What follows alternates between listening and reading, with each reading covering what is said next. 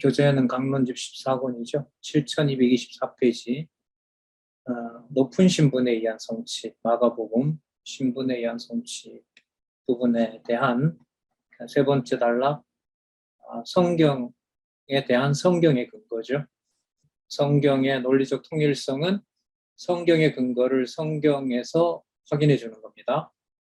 그걸 지금 세 번째 단락에서 마가복음 10장 46절에서 16장에 나타난 주제가 높은 신분에 의한 성취 내용들이 기록이 되어 있습니다. 그게 그냥 그렇게 기록한 것이 아니라 지금 살펴보려고 하는 세 번째 단락의 이 근거를 통해서 이렇게 마가복음 10장 46절부터 16장까지 성령께서 기록하셨다는 겁니다. 하나씩 보도록 하겠습니다. 로마서 5장 14절이네요. 제가 한번 읽어볼게요. 그러나 아담으로부터 모세까지 아담의 범죄와 같은 죄를 짓지 아니한 자들까지도 사망이 왕노릇하였나니 아담은 오실자의 표상이라. 자, 이렇게 나오죠. 일단 이 마가복음 10장 46절에서 16장까지는 첫 번째 단락에 두 가지 내용으로 주제가 구성이 됩니다. 주인의 신분을 보여주시는 거고요. 그래서 그리스도의 신분을 보여주시고 구속주 신분을 보여주세요.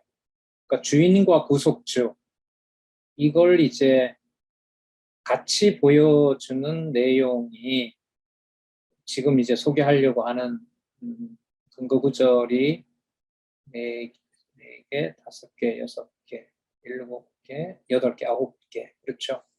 9개의 구절들을 통해서 연결이 되는 겁니다.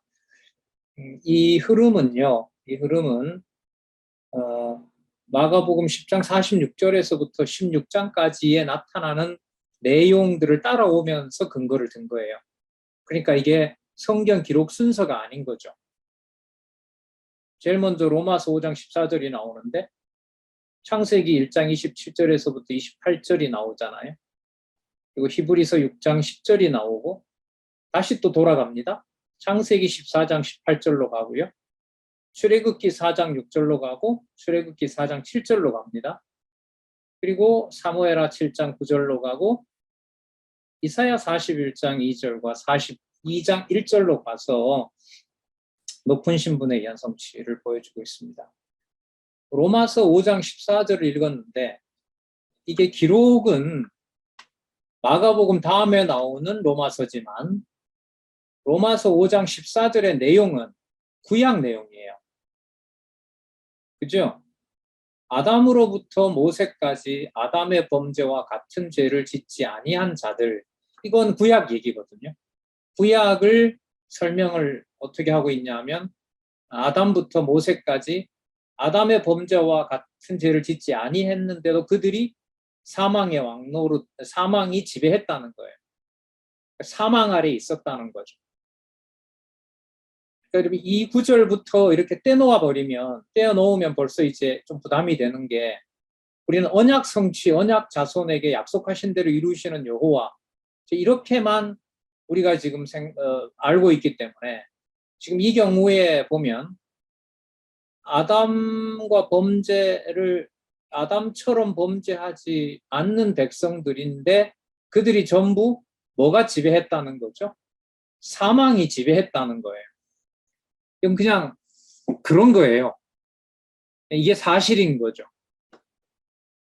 드러난 어떤 행위로 보면 전부 사망이 왕노릇한 거죠. 유대인만 그럴까요? 모든 인류가 다 그럴까요? 모든 인류가 다 그런 거죠. 사망 아래에 있는 거예요. 그러면서 뭐라고 하냐면 그 창세기에 나오는 아담은 오실자, 마지막 아담이겠죠. 그리스도의 모형이다, 이렇게 한단 말입니다. 그럼 여기서 오실자의 표상이라는 이 말은 아담도 누가 왕노릇해요? 타락해서 사망이 왕노릇하잖아요. 그럼 아담은 오실자의 표상이라면 아담에게도 사망이 왕노릇해야 되잖아요.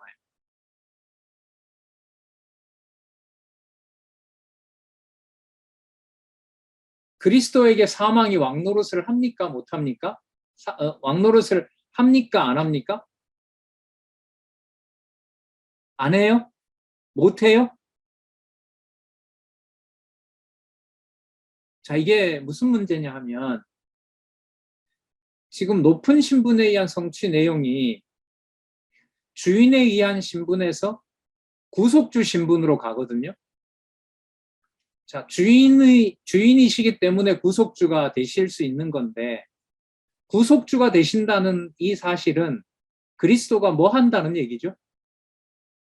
십자가에 죽으신다는 거예요. 그러면 누가 왕노릇 하는 게 맞아요? 사망이 그리스도를 죽이는 거죠. 어쨌든 현상은 그리스도가 죽잖아요. 사망 권세에 내줘서 육을 하나님께서 사망에다가 맡겨버리잖아요. 악의 권세에게. 그런데 이게 참 묘한 게, 참 좀 심오한 게, 사단에게 맡기는 그것을 지금 마가복음은 무슨 신분이라고 하고 있어요? 높은 신분이라고 하고 있는 거예요. 왜 높은 신분이 될 수 있느냐? 사단에게 내어줬지만 그게 누가 정한 뜻대로 이루는 거예요. 아버지가 정한 뜻대로 이루는 거예요. 사망 권세의 그리스도가 아닌 아담이나 모세나 우리나 유대인이나 사망 권세에게 맡겨버리면 그 사망 권세가 아버지의 뜻대로 맡겼다고 그 사망 권세의 종로로 타는 걸 우리가 다 수용을 해요? 아니면 그걸 따르기 싫어해요? 따르기 싫지요. 그런데 누구는 사망 권세에 둔 것이 아버지의 뜻대로 된 것이라고 온몸에 사망이 진짜 예수님을 찢어버리는데도 그걸 그대로 받아들여요? 예수님은 그렇게 하실 수 있는 거예요. 그건 다른 존재는 할 수가 없죠. 그러니까 누구만 할 수 있는 거예요? 그리스도만 하실 수 있는 거예요. 그래서 그리스도가 그 구속주 신분을 수행할 수 있는 분이기 때문에 그분이 주인이신 거고 그 주인으로서 구속주 신분을 이루실 수 있는 분이기 때문에 그분이 죽으시는 것은 사망에 내어져서 그렇게 죽는다 하더라도 그것이 패배도 아니고 아버지가 정해놓은 뜻을 거부하는 것도 아니고 그걸 못 견디겠다고 막 아버지에게 하소연하는 것도 아니고 온몸에 그걸 그대로 받아들이시는 거예요. 그래서 사망이 아담에게도 종로를 했고 그리스도를 죽이는 일을 사망이 하지만 여기서 엄청난 반전이 일어나요. 사망 가운데 맡긴 살아계신 아버지의 능력을 그대로 그리스도는 어떻게 합니까? 인정하고 받아들이는 거예요. 사망 권세에 넣는다고 우리가 하나님을 동시에 찬양할 수가 없어요. 우리는 사망에다 넣으면 우리는 그냥 내 기준대로 선과 악을 판단하는 그런 자로 살아갈 수밖에 없어요. 그리고 조금의 어떤 고통을 주면 왜 이러냐고 이제 아우성을 치게 되고 좀 더 밀고 나가면 이제 그런 아버지의 뜻을 대적하게 되는 거란 말이죠. 그런데 그리스도는 바로 아담을 죄 가운데다 사망이 왕노릇하도록 한 그것을 누가 계셔서 정한 뜻으로 이루는 과정으로 본다? 아버지가. 그건 누구밖에 못하는 일이라고요? 그리스도밖에 못하세요. 그래서 10장 46절에서부터 16절까지의 근거가 로마서 5장 14절이 들어오는 게 되게 심오하다고 저는 생각을 해요. 제 설명은 여러분 얼마든지 저자의 의도와 다를 수 있습니다. 그 이제 앞으로 저도 공부해 가야 되는 거고요. 자, 여러분들 같이 생각을 해주셨으면 좋겠습니다. 자, 그렇기 때문에 창세기 1장 27절에서부터 28절, 우리 보통 창세기 1장 28절을 들지 27절, 28절 이렇게는 안 들었어요. 그죠? 그럼 한번 읽어볼게요.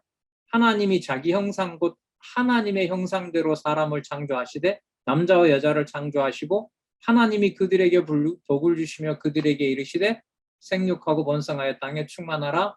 땅을 정복하라. 바다의 고기와 공중의 새와 땅에 움직이는 모든 생물을 다스리라 하시니라. 자, 여기 28장이 아니라 28절이 아니라 27절을 먼저 한번 볼게요. 여기에 무슨 내용이 나오냐면 하나님의 형상대로 만들고자 작정하신 분이 남자와 여자가 작정했어요? 하나님이 작정하신 거예요? 하나님이 작정하신 거잖아요. 무슨 뜻이냐 하면 하나님이 좋아하는 형상을 누가 준비해요? 하나님이 준비하죠. 그러면 하나님이 원하는 형상이 아까 5장 14절이 들어오면 뭐가 되냐면 사망 권세에도 맡겼는데 그걸 아버지의 뜻으로 알고 그대로 받아들이는 순종을 완벽하게 하는 아들이 바로 아버지가 준비해 놓은 형상인 거예요. 그분이 누구세요? 그리스도세요. 그래서 그 그리스도가 무슨 신분일 수가 있어요? 높은 신분일 수가 있어요. 창세기 27장에 하나님의 형상대로와 로마서 5장 14절과 마가복음 10장 46절에서부터 16장까지의 논리적 연결을 지금 말씀드린 거예요. 그러니까 언약과 성취를 여러분 여기에서 바탕에 깔고 얘기할까요? 아니면 그걸 무시하고 얘기한 걸까요? 제가 깔고 얘기를 한 거죠. 그리고 두 번째 너무 중요한 거, 여러분 지금 설명한 내용에서 개론 구조를 제가 의식을 끝까지 하려고 할까요? 개론 무시하고 여기 있는 부분만 엮어서 마가복음 10장 46절로부터 16장 가려고 할까요? 개론 구조를 바탕으로 해요. 그래서 조심스럽고 이제 조마조마하는 거죠. 조마조마하기보다 어쨌든 치밀하게 그렇게 한번 구성을 하고 가자는 거죠. 자, 그렇기 때문에 잘 들어보세요. 하나님의 형상대로 하나님께서 사망 권세에 맡겨도 아버지가 원하는 바로 그 일들을 한다고 받아들이는 분이기 때문에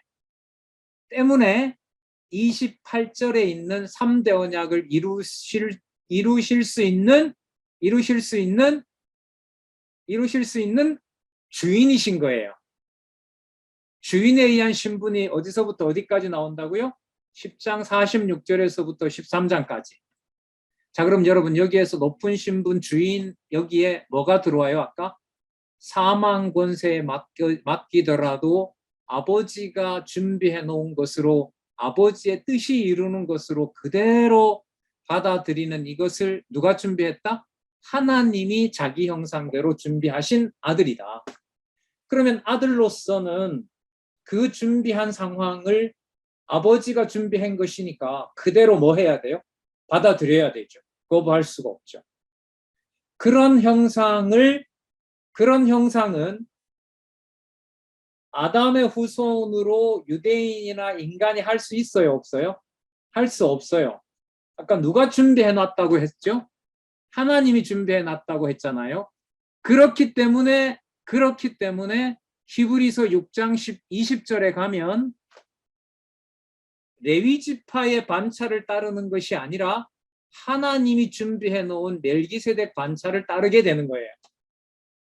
멜기세덱 반차는 레위 지파예요? 아니에요? 아니잖아요. 그러면 누가 준비해 놓은 제사장 지파예요? 제사장 족보예요?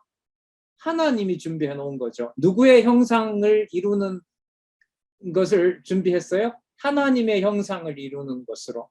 어디에 맡겨도요? 사망의 권세에 맡겨도 살아계신 아버지의 작정하신 뜻이 이루어진다고 자기 아들이 이룰 것을 알려주시는 거예요. 자, 또 그렇기 때문에 살렘 왕 멜기세덱은 아브라함을 만나러 갈 때 떡과 포도주를 가지고 가요. 그럼 이걸 누가 준비했다 그랬죠? 멜기세덱은 하나님이 준비했어요. 아브라함이 전쟁에서 이기고 돌아와요. 전쟁에서 이기고 돌아온 것이 아버지의 하나님의 뜻대로 의로운 행동이라고 멜기세덱이 가서 떡과 포도주를 가지고 누구를 축복해요? 아브라함을 축복하는 거예요. 그럼 아브라함을 축복한다는 말은 아브라함이 그런 전쟁을 한 것이 전쟁에서 승리한 것이 하나님이 보내신 멜기세덱을 통해서 그 일이 어떤 일이다? 의로운 일이다. 전쟁을 승리하도록 하게 한 일이 누가 준비해서 승리하도록 한 일이다? 하나님이 준비해서 승리하도록 한 일이다라는 것을 멜기세덱을 보내서 누구에게 알려줘요? 아브라함에게 알려주는 거예요. 그런 것처럼 그리스도가 사망 권세를 이기시고 구속주의 신분을 완성하셨다라는 사실을 아버지의 아들에게 알려주는 그 일을, 언약 자손에게 알려주는 그 일을 멜기세덱을 준비하듯이 누구를 준비하신 거예요? 구속주 사역을 완성하시는 바로 아들을 준비해 주신 거예요. 그래서 그분이 아버지 우편에 가서 보좌에 앉으시는 바로 높으신 분이 되고 창세기 1장 28절을 실체적으로 이루는 분이 됩니다. 그러니까 단순히 히브리서 6장 20절에도 멜기세덱 관차가 나오니까 창세기 14장 18절에도 멜기세덱의 관차가 나온다. 이 성경 구절을 복수로 그냥 제시하기 위해서 이렇게 한 게 아니에요. 그러면 여러분 이런 논리로 보면 아브라함이 언약 자손으로 하나님이 의로운 자로 만들어가는 그 과정을 누가 철저하게 준비하고 있다는 것을 보여줘요? 하나님이 누구를 보냄으로? 레위 지파가 아닌 하나님이 준비한 제사장을 보냄으로. 그 제사장이 가서 아브라함에게 떡과 포도주를 주면서 너가 하는 그 행동이 어떤 행동이다? 의로운 행동이다라고 구속주로서 아브라함을 의롭다라고 인정해 주는 거죠. 그와 같이 이처럼 그리스도가 주인 되셔서 그분이 구속주 신분을 완성하는 과정에 그가 죽으시는 그 과정을 그대로 누가 준비해 놓은 과정으로 다 받아들인다? 아버지가 준비해 놓으신 걸로 그대로 다 받아들이도록 하신다. 이것을요, 출애굽기 4장 16절에 보면 모세를 백성들에게 하나님이 준비해 놓았다는 것을 모세에게도 알려주고 바로에게도 알려주고 이스라엘 백성에게도 알려줘요. 출애굽기 4장 16절에 보면 너는 그에게 누구와 같이 되리라 그랬어요? 하나님과 같이 되리라고 했어요. 그러면 여러분 모세가 이 정도로 높여 놓을 것인지를 시내산에서부터 다짐하고 왔습니까? 하나님이 준비해 놓은 겁니까? 하나님이 모세에게 그렇게 준비해 놨다라는 것을 모세에게 알려주는 거예요. 그런데 이렇게 똑같이 그리스도는 모세에게 알려준 것처럼 그리스도는 그걸 너무나 완벽하게 알고 있습니다. 그렇기 때문에 모세처럼 투정을 하거나 이스라엘 백성들처럼 험한 일이 생겼을 때 하나님에게 대적하지 않는 거예요. 그러니까 그분이 사망의 권세 아래 두는 것도 누가 하시는 일로 기꺼이 받아들일 수가 있어요? 아버지가 하시는 일로 그대로 받아들일 수가 있는 거예요. 그럼 오늘 여러분이 높은 신분에서는 어떤 낱말이 지금 계속 나오냐 하면 하나님이 준비해 놓으셨다라는 거예요. 하나님이 작정해 놓으셨다라는 사실을 계속해서 강조를 합니다. 그러면 어느 틈에 우리는 마가복음 10장 46절에서부터 16장까지의 공부를 만약에 본문을 통해서 따라가게 되면 언약대로 이루시는 여호와 계시라는 것을 본문에 연결을 해갈 수 있는 토대를 마련한 거죠. 어디까지 살펴봤기 때문에. 구약의 모세도 하나님이 그렇게 준비했다라는 것을 알려주고 있기 때문에. 그 사실을 출애굽기 7장 1절에는 내가 너로 바로에게 신이 되게 하였은즉 내 형 아론은 내 대언자가 되리라. 이걸 이제 아론에게도 알려주고 바로에게 신이 되게 한다는 것도 약속을 확인해 주게 되는 겁니다. 여러분, 그래서요, 출애굽할 때도 마찬가지지만 다윗, 이스라엘의 통치 언약을 이루는 다윗도 누가 준비해 놓았다는 거예요? 하나님이 준비해 놓았다는 겁니다. 7장 9절 볼게요. 내가 어디를 가든지 내가 너와 함께 있어 내 모든 대적을 내 앞에서 멸하였은즉 세상에서 존귀한 자의 이름같이 내 이름을 존귀케 만들어 주리라. 누가 약속을 하시는 거죠? 여호와께서 다윗에게 약속하는 거죠. 여기서 핵심 구절은 어디냐면 내가 너와 함께 있습니다. 다윗이 왕 된다는 게 아니에요. 잘 보세요. 여러분, 그리스도가 높은 신분으로 아버지 우편에 가지요. 아버지 우편에 가는데 우편에 갈 수 있는 자격이 어디에 맡겼는데도 그걸 아버지 뜻으로 받아들이기 때문에 그래요. 사망 권세에 맡겼는데도, 죽이는데도 그걸 누가 준비한 걸로 받아들이니까, 아버지가 준비한 걸로 받아들이니까. 이걸 여러분 누구도 그렇게 했냐면 다윗도 하나님이 너를 왕으로 준비해놨다는 것을 확인시켜주기 위해서 사무엘상에 보면 몇 차례에 걸쳐서 크게 다윗을 시련을 겪도록 합니까? 3차에 걸쳐서 모든 시련을 겪게 하는 거죠. 그러면 그 모든 시련을 겪게 함으로써 죽이는 것이 아니라 그 시험을 하나님이 다윗과 함께 있어서 그 시험을 견디게 한 거죠. 그래서 다윗이 하나님의 은혜로 뭐가 된다는 거죠? 왕이 됐다는 것이고 다윗의 이름이 존귀케 된다는 거죠. 마찬가지로 그리스도가 아버지의 뜻한 대로 십자가에 죽으시면서 그게 아버지 뜻으로 그대로 받아들임으로 그분이 무슨 신분이 될 수 있는 것이다? 높은 신분이 될 수 있는 것이다. 이렇게 연결이 되는 거예요. 그러면 여러분 이 내용에서 이른바 낮아진다, 낮추신다라고 하는 이것이 누가 준비하고 누가 하시는 일이라는 게 드러나죠. 하나님이 하신다라는 게 드러나죠. 그러면 풀리는 문제가 너무 많아요. 아, 그래서 선악과 그 금령과를 따먹게 되고 죽는다는 언약을 하셨구나. 그래서 노아도 그렇게 다 죽였지만 노아를 은혜로 하나님께서 살려주셨구나. 이런 설명이 가능하게 된 거죠. 그러니까 죽을 준비를 여호와가 준비하시고 사망의 권세에 맡기는데도 그걸 누가 살아계신 증거로 알게 한다? 하나님이 살아계신 증거로 알게 한다. 뭐 이론으로 보면 이거보다 더 큰 건 없죠, 사실. 자, 또 하나 볼까요? 이사야 41장 2절과 이사야 42장 1절은요. 누구 얘기냐 하면 이게 고레스 얘기거든요. 여러분 고레스가 유대 지파입니까? 아닙니까? 아니잖아요. 그런데 누가 준비한 구원자입니까? 하나님이 준비한 구원자잖아요. 그럼 이러면서 언약의 범위가 혈육인 유대의 중심에서 어떻게 됩니까? 벗어나게 되죠.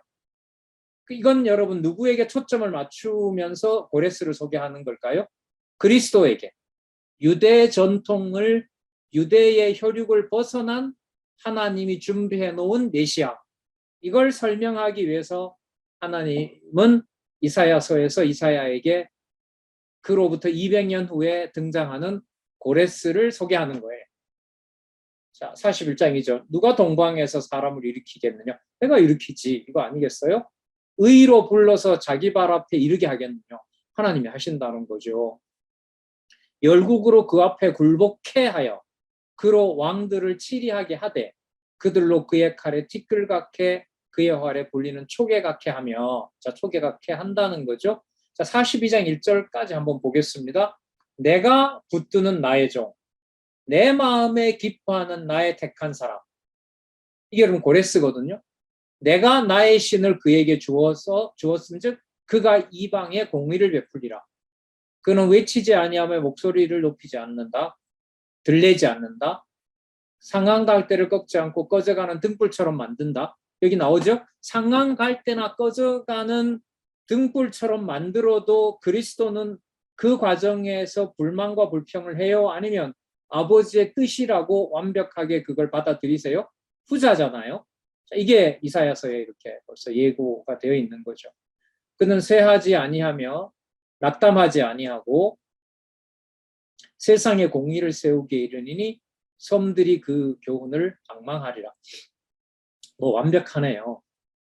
장차 오실 메시아는 누가 생각하는 범위를 넘어선 하나님의 완벽한 아들, 유대인의 혈육을 벗어난 하나님이 준비한 완벽한 아들. 그 말은 뭐냐면 인간의 판단으로, 인간의 전통으로 하나님이 준비한 메시아를 이해할 수 있다 없다?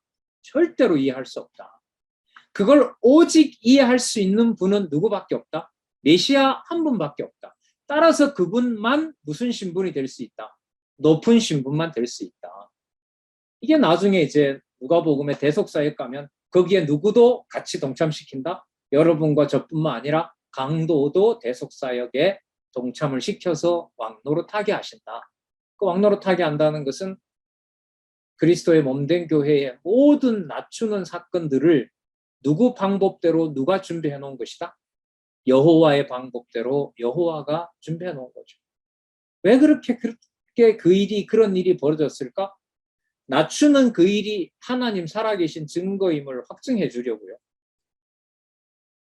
가정교회 비밀 다른 데 있겠습니까?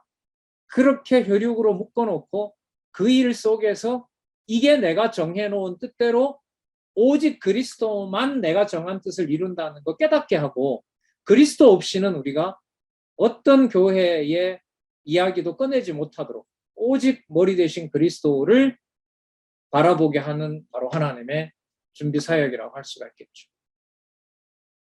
자,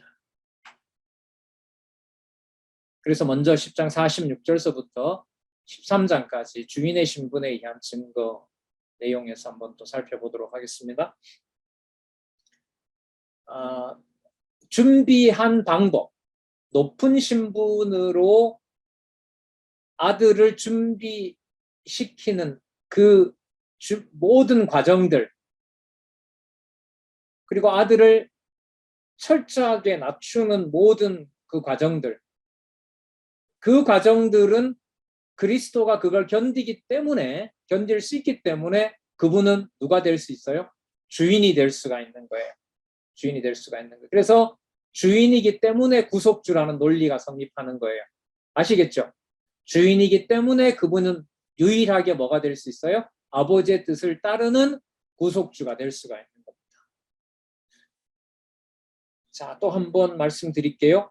개론 구조를 무시하고 간다? 아니다. 개론 구조의 바탕을 두고 간다? 개론 구조의 바탕을 두고 간다. 자, 그러면 나중에 본문 연결할 때도 전체 개론 구조가 영향을 준다는 걸까요? 그렇지 않다는 걸까요? 전체 구조도 영향을 준다는 거죠. 근데 그 부분에 치중해서 이제 강론을 하게 되면 소위 진도가 안 나가는 거죠. 진도가 안 나가요. 그래서 이제 이 공부의 방식이 여러 가지가 이제 필요하다고 할 수가 있습니다. 이제 그 뭐 요한복음이나 요한계시록 이런 부분에 가면 이제 앞부분 내용들을 자꾸 연결시키다 보니까 그 내용들이 이렇게 진도가 나가질 않죠.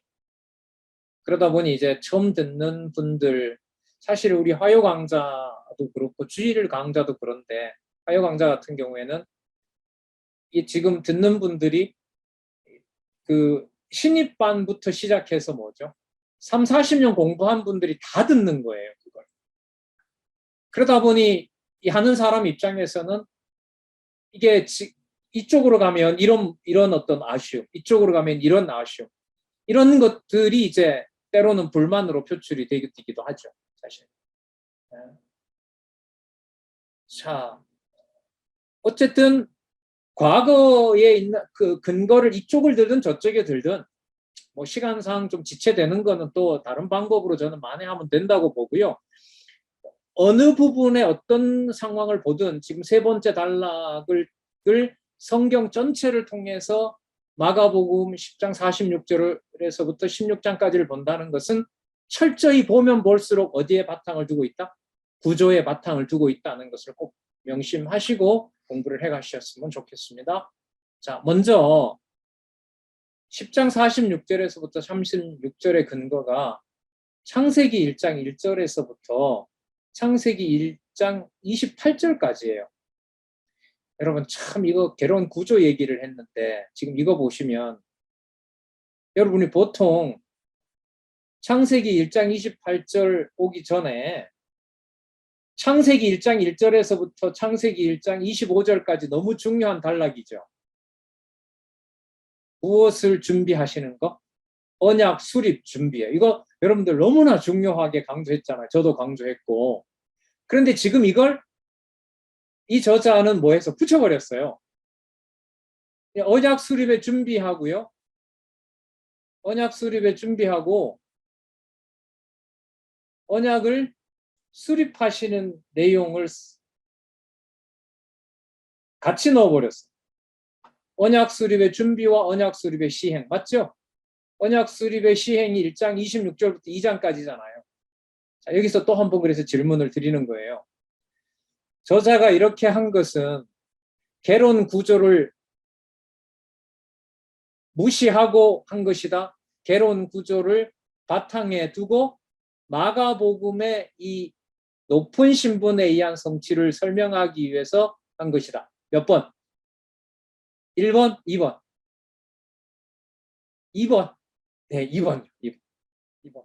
근데 그 연결을 이제 제가 바르게 하는지 안 하는지는 여러분들이 들어보시고 또 나중에 이제 7월 말 종강은 화요반이든 목요반이든 전부 다 한 번으로 끝납니다. 그럼 오늘 사실 마칠 거고요. 나중에 25일 날 공지할 텐데요. 25일 날 목요반과 화요반을 오전 10시에 다 모아서 저자를 모시고 저도 질문하고 여러분들도 질문해서 세 번째 단락에 대한 이 공부를 함께 진행하면서 이제 마무리할 종강을 하려고 합니다. 어쨌든 그건 나중에 또 공지하도록 그렇게 하겠습니다. 자, 그래서 지금 이 부분요. 창세기 1장 1절에서부터 28절까지는 언약 수립의 준비와 언약 수립의 시행을 같이 묶어서 무슨 신분? 주인 신분을 말하려고 한 거다. 그럼 1장 1절에서부터 25절은 언약을 수립한다는 말은 하나님의 형상대로 하나님이 원하시는 아담을 누가 준비했다는 거예요? 그렇죠. 여호와가 준비했다는 그 한마디를 하기 위해서 창세기 1장 1절에서부터 어디까지 들어가야 된다? 25절까지 들어가야 되는 겁니다. 그런데 그렇게 준비한 것이 결국은 뭘 하려고 한 거냐 하면 27절, 28절에 보면 무슨 내용이 나오죠? 우리가 우리의 형상대로 사람을 지어 그로 하여금 다스리게 하자 하시고 지어서 그들에게 3대 언약을 주신 거죠. 자, 중요한 것이 아까 1장 27절에 누구의 형상대로 짓는다? 하나님의 형상대로 하나님이 만들고자 하셨다. 하나님이 준비하셨다.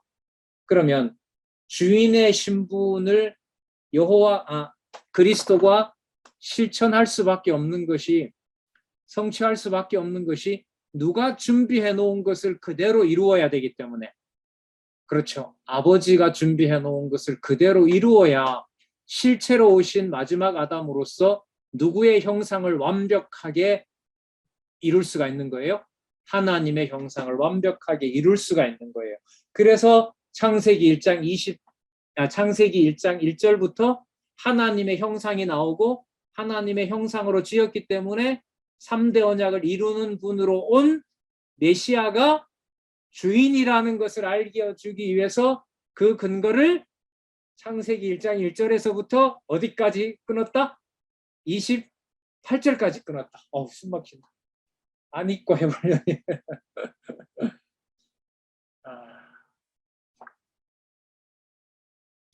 세 번째 단락을 여러분 보시는 것처럼 이게 14권이잖아요.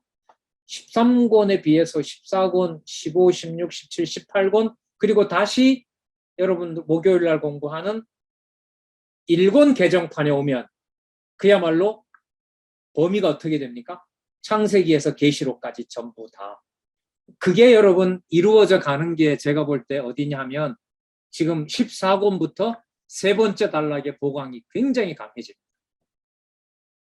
제가 14권부터 교정을 받거든요.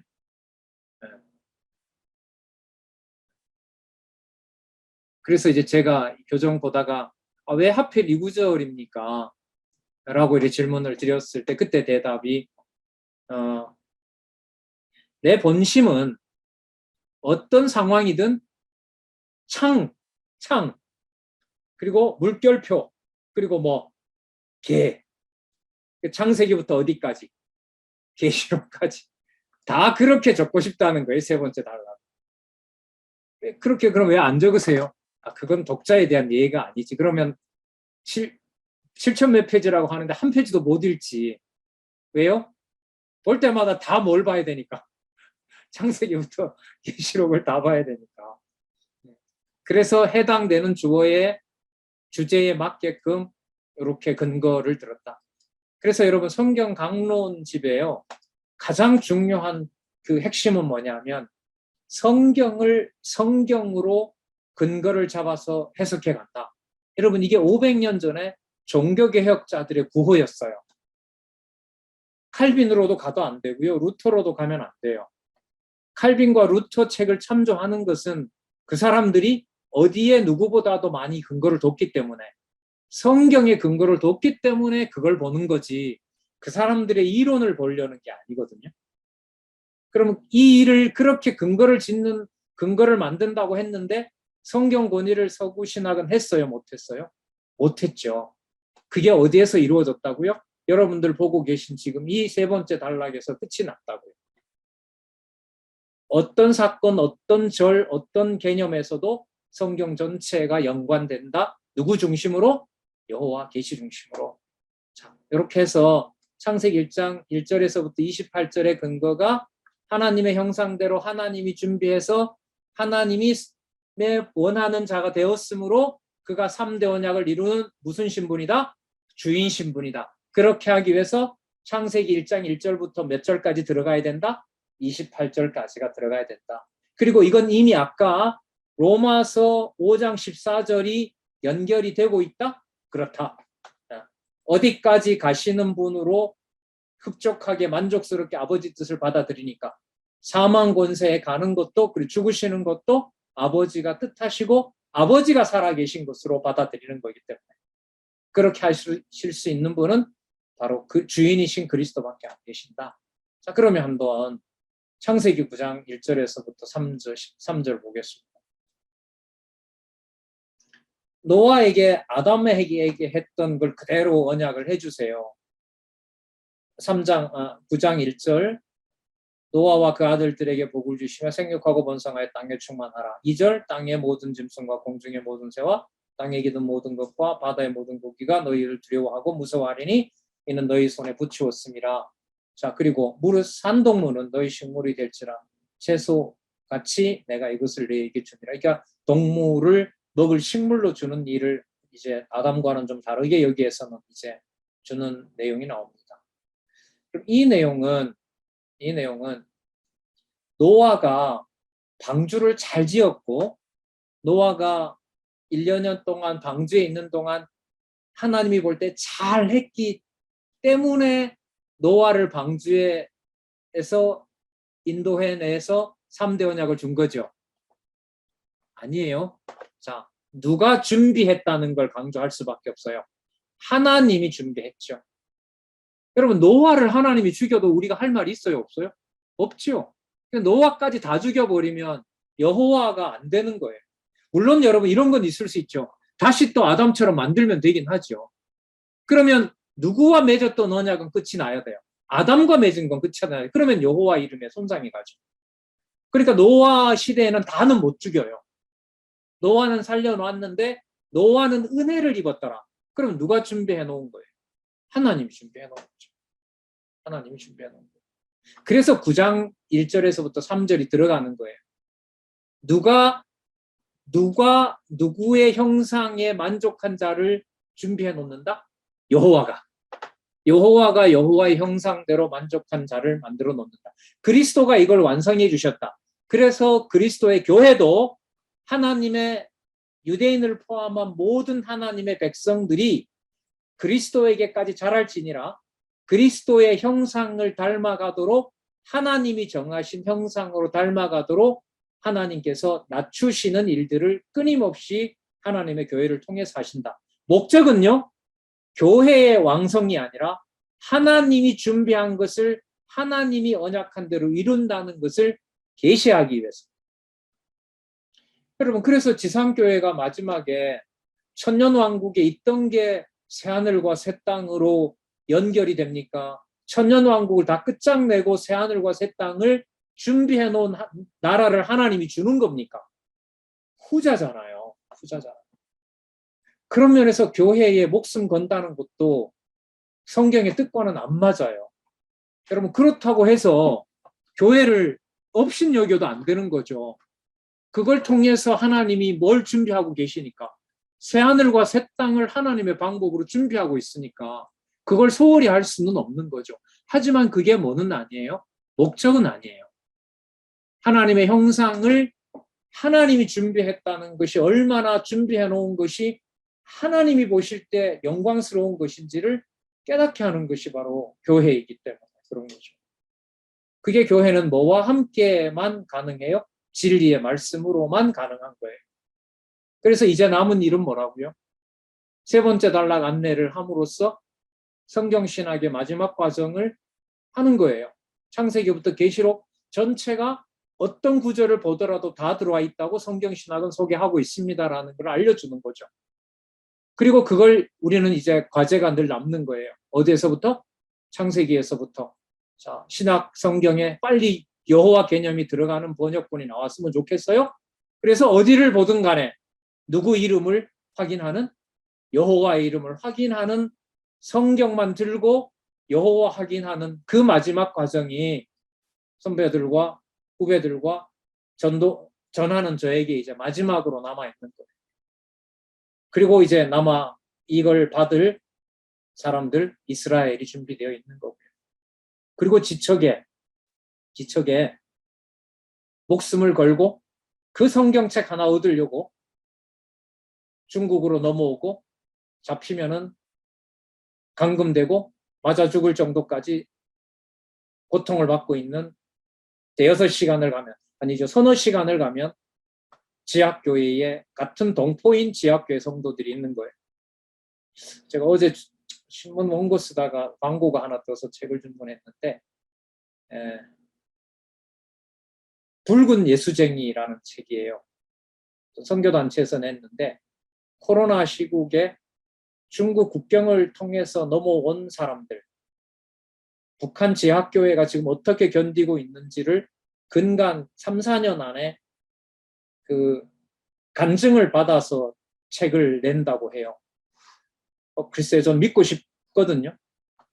만주까지 가서 좀 이렇게 지하교에 있다는 것도 들었기 때문에 조작이라고는 생각하지 않아요. 뭐 전하는 사람이 과장은 했을 수가 있지만 분명한 사실은 우리에게 이렇게 높은 성경 권위의 영광을 누리게 하는 바로 지척에 하나님이 견디게 하지 않으면 도저히 견딜 수 없는 뭐가 존재한다고요? 지하교회가 하나님의 방식대로 지어가고 양육하시는 지하교회가 존재한다는 사실을 한 번쯤 기억을 해보셨으면 좋겠다는 거죠. 그게 누구 방식이라고요? 하나님의 형상대로 하나님의 자녀를 하나님 방식대로 모으시고 양육시키는 하나님의 사역이라는 거죠. 자, 노아 사건도 그런 의미에서 단지 3대 언약을 받았다가 아니에요. 누가 준비해놓고 누구는 상상도 못할 언약을 노아에게 주셨다? 노아로서는 상상할 수 없는 일을 하나님께서 노아에게 준비해 주셨다. 그래서 창세기 14장, 13장, 14절에서부터 17절이 가능한 겁니다.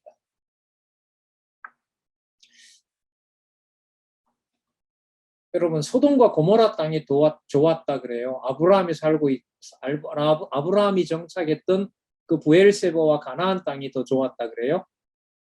예, 소돔과 고모라가 더 좋았잖아요. 그런데 하나님께서는 약속의 땅을 어디로 돌려버려요? 그렇죠. 가나안으로, 척박한 땅으로 돌려버리죠. 그리고 그 왕성한 땅은 그 풍요로웠던 땅은 에덴과 같았다 그러죠. 호세아에 보면 그 에덴과 같았던 땅은 하나님 어떻게 해버려요? 멸망시켜버리죠. 더 이상 미련을 두지 않도록. 이걸 누가 준비하신 거죠? 하나님이 준비하신 거죠. 그럼 우리 생각에는 기왕 살기 좋은 소돔과 고모라니까 우리가 집을 보수하듯이 어떻게 해서 조금 고쳐서 인간들도 좀 바꾸어서 그렇게 그걸 보수하면 좋은데, 마찬가지로 그리스도를 대적하는 악의 세력들을 좀 이렇게 순화시켜서 그리스도를 굳이 안 죽여서 그들과 함께 하나님의 나라를 이루면 좋은데, 하나님의 방법은 그게 아니에요. 사망 권세에다가 누구를 전적으로 맡겨서 죽게 하는 거예요? 자신의 아들을. 그걸 그대로 아들은 뭐 해야 돼요? 아멘하고 받아들여야 돼요. 소돔과 고모라가 망하는 것이 아쉽고 조카 며느리가 소둥기둥이 되고 그거 전부 다 누가 정한 대로 받아들일 수밖에 없어요. 아브라함은 하나님이 정한 대로 받아들일 수밖에 없어요. 그런데 아브라함은 하나 매달리는 게 있죠. 하나님, 여호와여, 제가 복의 근원이 된다고 했는데 롯이 제 족으로 그가 복된 백성이 아닙니까? 제가 복의 근원이라면 롯을 복의 근원인 저를 통해서 구원해 주실 수 있는 거 아닙니까? 그걸 하나님이 일단 들어주시죠. 그러면 그게 아브라함의 강구 때문에 들어준 걸까요? 하나님의 목적을 이루기 위해서 하나님이 준비하는 과정일까요? 하나님이 준비하는 과정이죠. 그 롯을 통해서 누가 태어나니까? 모압과 암몬이 태어나서 이스라엘을 낮추는 도구로 쓰니까. 오늘 준비란 말 참 많이 나오네요. 왜냐하면 하나님이 준비해 놓은 것을 누가 볼 때는 받아들이기가 어려우니까. 우리가 볼 때는 받아들이기 어려우니까. 그러니까 유일하게 그걸 받아들일 수 있는 분이 누구밖에 없어요? 그리스도밖에 없어요. 그래서 그분이 무슨 신분이 될 수 있어요? 주인 신분이 될 수 있는 거예요. 그런 내용들이 마가복음의 순서에 이어지는 거예요. 그리스도가 죽는다고 하니까 제자들이 좋아해요? 입을 닫아요? 입을 닫아버리죠. 왜? 묻기도 두려워하죠. 왜? 진짜 죽는 게 맞아요라는 것도 못 묻는 거예요. 그런 일은 절대로 일어나면 안 되니까, 제자들이 봤을 때. 그건 제자들 생각이죠. 자, 창세기 13장 14절에서부터 17절이 그러하고요. 사무엘하 5장 1절에서부터 13절. 자, 사무엘을 하니까 다윗이 왕 되는 거겠네요. 여러분 여기서 사건들은 여러분 아실 거예요. 먼저 그 예루살렘에서 왕이 되는 게 아니죠. 헤브론에서 먼저 왕이 되거든요. 5장 3절을 한번 볼게요.